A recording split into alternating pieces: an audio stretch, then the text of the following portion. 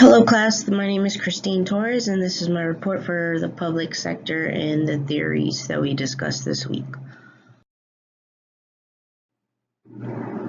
First off, we have Wilson's dichotomy, and that is the relationship between government officials and politicians, and they are responsible for program evaluations, also program statistics, and responsible for policy making.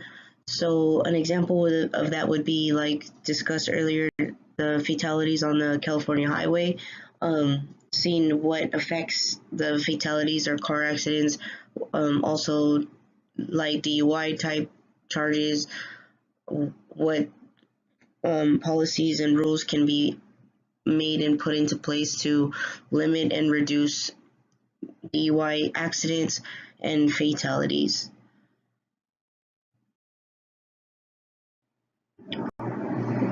Next, we have Taylor's scientific management.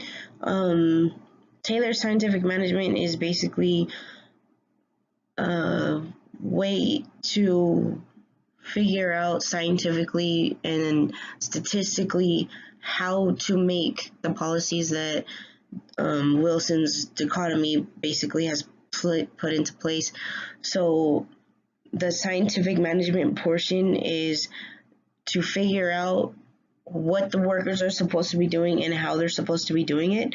And Taylor's mindset and focus was basically job simplicity to make employees' positions replaceable, to make them replaceable if they were to up and leave or something were to happen, they couldn't come into work. Another employee can step in and complete that job task. So an example of that would be, I guess, a deputy type job. There's multiple deputies and they all pretty much do the same job. And they can, if one were to call in sick or sign out or not be able to come into work, there's other deputies that could do the work. Another example would be, I guess, any job that, like a McDonald's, like the video showed, or even like a Walmart type warehouse associate. If someone calls out sick, there is someone else that could do the work. Next, we have Gulick's Postcorp. That is the planning, organizing, staffing, directing, coordination, reporting, and budgeting portion of the planning. That is, I guess, the plan to make these policies and the management work. So an example of that, I guess, could be similar to FEMA, the emergency, I don't know how to explain it, I guess. Like for natural disasters, they have a plan, they put it into place if something happens, and then they coordinate and direct the different companies and organizations to recover from a natural disaster. Like we had landslides up in Northern California earlier, because of the rains that we had, or the hurricanes we had in other states, such as Florida, and I think the other one was Puerto Rico. The FEMA stepped in and planned how to recover, help, and assist those places to recover from a natural disaster. I suppose that could be one example of Gulick's Postcorp. Next, we have Weber's bureaucracy. Weber's bureaucracy is the structure of the organization, and he established rules and regulations. He said that if these organizations were to work successfully, they needed rules and regulations, and they needed to be written down and recorded.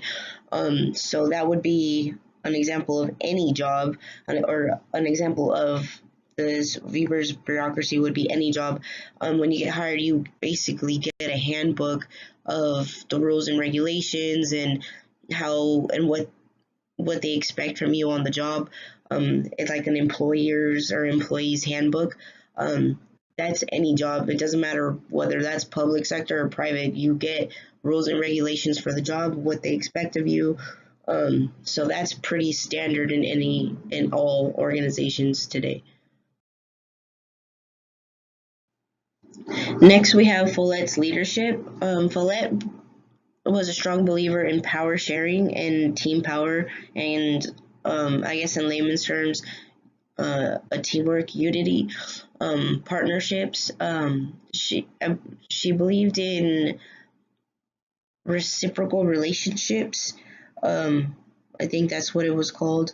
She wanted to have a dual understanding of employer and employee. So meaning that she wanted to know and communicate effectively with her employees, and she wanted her employees to effectively communicate with upper management, such as herself and others, to understand the needs to complete the job and the needs and wants of the employees to make everybody feel as a unit and make the workplace somewhere comfortable. And so everybody felt that they were involved and that their opinions mattered. So she developed and established this type of team and this type of power to where everybody shared it. And so an example of that would be, I guess, another law enforcement agency that the whole team works together to fight crime for that shift, and then the next shift comes in and same concept. Everybody works together as a team, and if something happens, you know that the person standing next to you is your partner and that they have your back.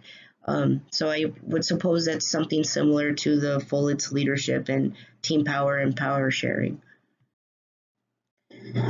And lastly, we have Simon's bounded rationality. Simon's idea was, how are we going to evaluate and do these policies and put them into place and organize them? So he said that there was an evaluation and decision-making process that needed to take place, and he wanted to know how we did it. He initially started with the thought that we get these ideas and we evaluate each option, or we have these multiple options, we evaluate each option, and then we decide on the best choice. But he later said that that's not necessarily the process that we take for each decision making. Like in lecture, discussed, the green beans and how do you pick and differentiate between which can of green beans you're going to get. Well, we really don't do that. We kind of just go with the best decision and best option at hand for that particular issue. So you do a quick evaluation, I suppose. Either way, there's a decision-making process, and decision and rationality needs to take place in order to make the right decision.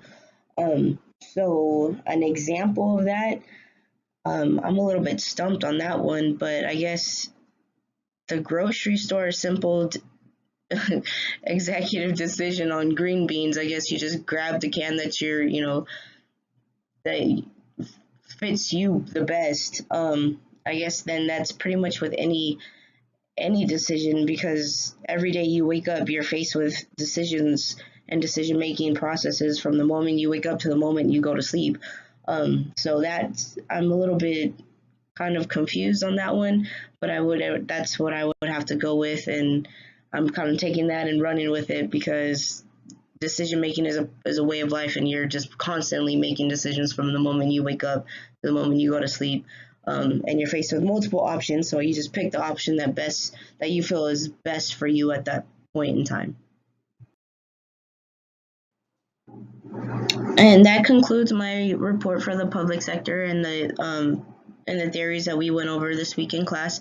I wanted to first also apologize for the coughing and voice distortions in some of the slides. I have been battling a cough or flu type thing this week, so I wanted to apologize for that. But other than that, thanks for watching. You guys have a great week.